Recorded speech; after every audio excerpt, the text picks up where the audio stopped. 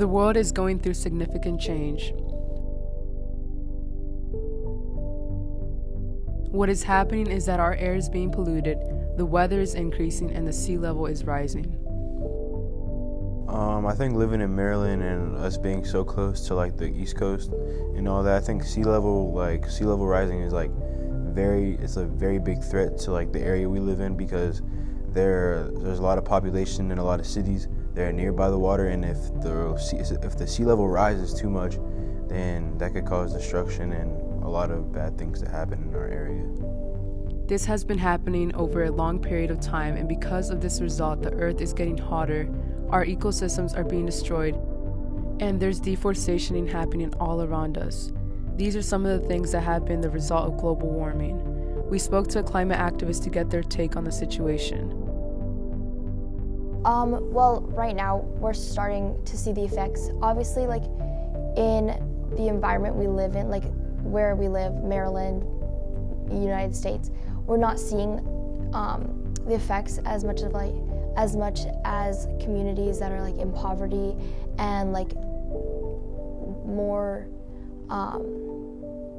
like in just worse off places than us. They've started to see the effects more. Like in the Philippines, they live on like trash heaps, and like I don't think we have started to see the effects, but we're gonna start to see the effects.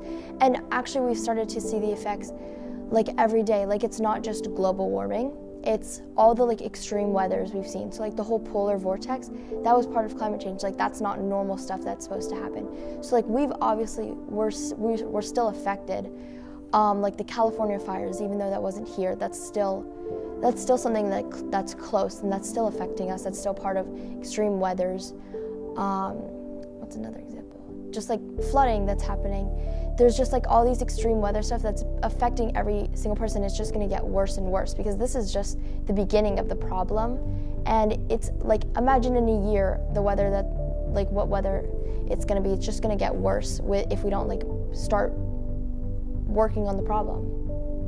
We are here, standing strong, standing strong. I've done a lot of research on extinction rates based on climate change, and I think that if we don't do something right now, we're not going to have anything to do later on. We have to start now. We have 11 years. 11 years.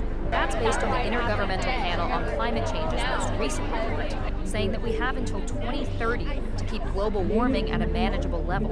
We have reasons to believe that if the world doesn't do anything about mitigating the emissions of greenhouse gases, and the extent of climate change continues to increase, then the very social stability of human systems could be at stake.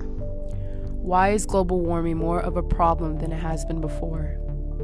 If global temperatures rise by more than 1.5 degrees Celsius or 2.7 degrees Fahrenheit, it would likely mean more erratic weather, dangerous heat waves, rising sea levels, and dying coral reefs. CNN meteorologist Ivan. The climate has always fluctuated.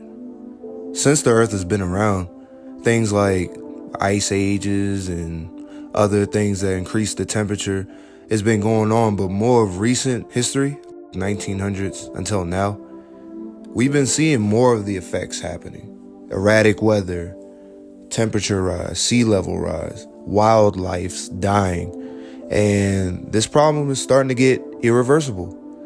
We literally don't have that much time before this problem becomes irreversible, and we have to do something about it.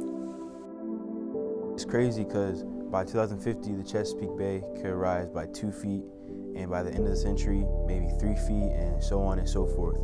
So, how will we prevent this from happening? We can start by saving energy, cutting your lights off when you're not using them, saving water by not leaving the shower or sink water running. Recycling is a huge part of saving the planet. It can help by using materials to make other disposable products and to make the world a better place to live.